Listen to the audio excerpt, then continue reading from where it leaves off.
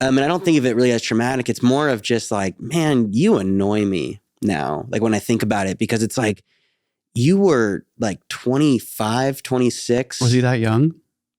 If worst, if he was like 30, like my age right now, but still to be that person feeding such really terrible ideas to children on how they're supposed to think, what they're not supposed to do, how they're supposed to behave around women and what you're supposed to be as a man.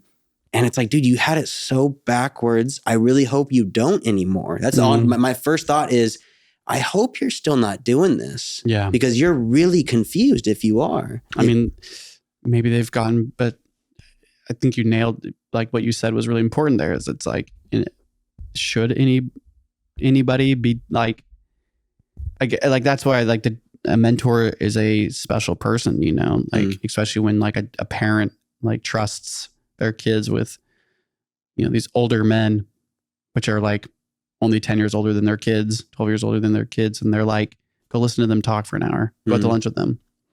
You know, our experience is uniquely different because it's like we were with these people a lot. So your relationship with the youth pastor is because you're a pastor's kid, right? So your relationship with him was like, well, that was your father. Well, and the youth group fell apart, and it went from like 15 kids to 3 or 2, and I was one of them, and I was forced to be there.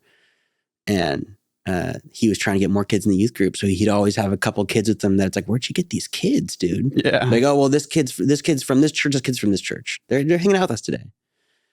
And he just was always like he loved playing like games, and so he'd always like play soccer or something. And I was young and loved being active, and so it was just kind of like the cool, active youth pastor that I got along with really well at the time. When in reality, I had no other mentors in my life. It was like 13 to 15.